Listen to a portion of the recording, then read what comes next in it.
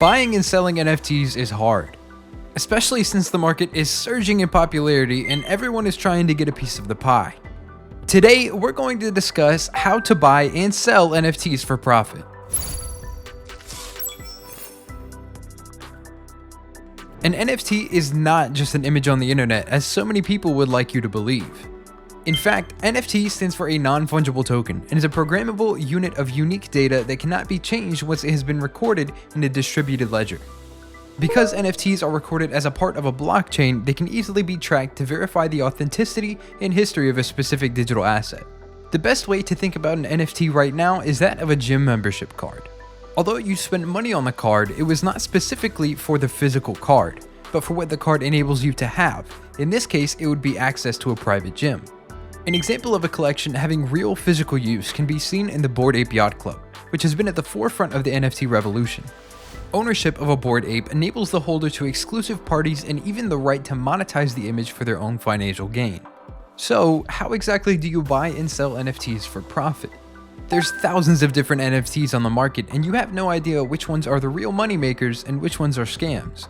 Fortunately for you, there are 3 indicators used to determine if you are looking at the next big rug pull or not.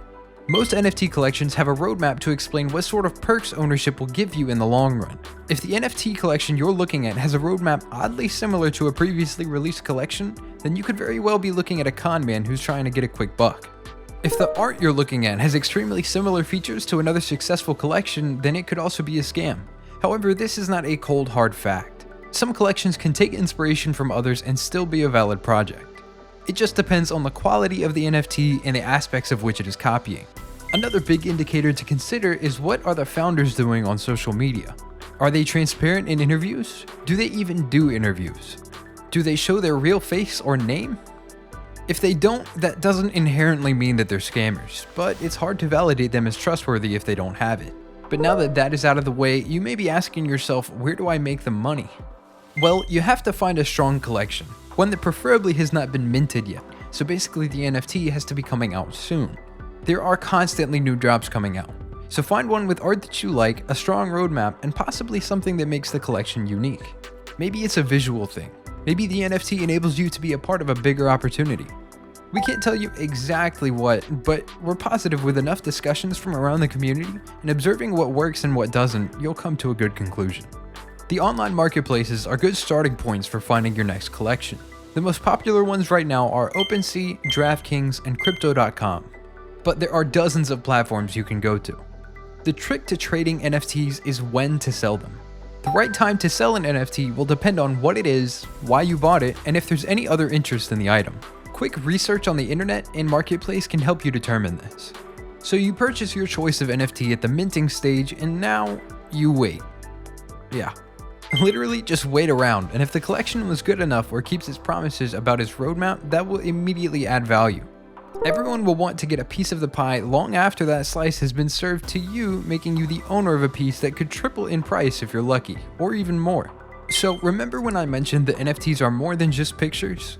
An American DJ known as Blau had his very own NFT release for his music. How did it work? He released 333 NFTs that held 50% royalty rights to his song Worst Case. So, investing in an artist in the short term can end up making you passive income in the long run. Every single one of those tokens also had its own art attached to it. For the future of the music industry, you could very well be seeing more artists take this strategy to make money. And if the song you end up betting on is a hit, you could easily be seeing some major cash flow. All off of ownership, making this a beneficial way to make money on NFTs. Since NFTs are simply digital items that can prove ownership of something, they could easily be used as house deeds or even car titles in the future, making the real-world use of this technology that much greater. An NFT could viably be the next big way to own season tickets at your favorite sporting event or prove ownership of just about anything. In May, TechCrunch founder Michael Arrington listed his apartment in Kiev, Ukraine as a real estate-backed NFT via the real estate platform Propy, after initially purchasing the property using Ethereum in 2017. An NFT that would transfer ownership of the property was listed at auction for a starting bid of $20,000 and sold for over $93,000. Proppy has touted this sale as the world's first real estate NFT and now features a form on its website for sellers interested in the option to NFT your property. So with even the real estate market looking towards NFTs, you could easily make profit by getting in while these concepts are still in their infancy. The market is growing and there are some big players entering the space. I think the biggest reason I've gone so hard into NFTs is, for me, subjectively and intuitively, I believe that it is the biggest consumer shift since social media and Web 2.0. That it is very clear to me, based on my instincts and my history in business and kind of being a behavioralist, now I'm realizing, watching what people do, that this will happen, this has happened, and I just don't see a world where NFTs are not an infrastructure in our society. Right now it's very obvious that it's collectibles and art, but these are smart contract visualization, right? So this is homes and leases, and I can't imagine not every ticket being an NFT in a decade. So once I realized it was this big, I only know one move: all in. What was that realization for you?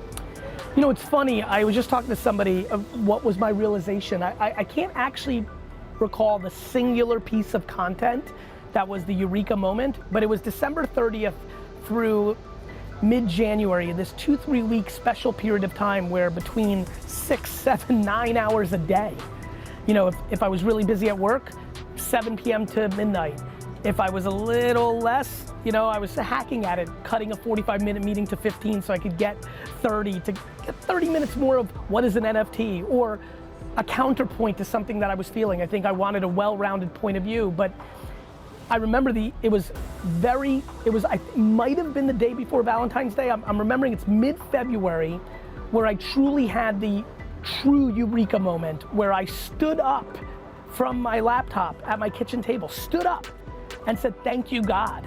Because I realized that not only did I recognize there was this new big shift like I saw in .com and like I saw in social, but I was in a unique position of my career where I had leverage financially for the first time in the 3 times, reputation, community, but most of all, it was also about, in its first phase, collecting, flipping, knowing, like that's what I'm good at. I've been training for 40 years in sports cards, in comic books, in toys, in garage sales, in premium wine. I've been training for this moment my whole life. So the eureka moment happened it was happening from December to mid-February, and there's really no turning back now. You can profit from trading NFTs, but it takes careful research to make sure you do it safely. Guys, don't forget to like, subscribe, and ring the notification bell to stay up to date on crypto and NFT related content. Thanks for watching and have a great day.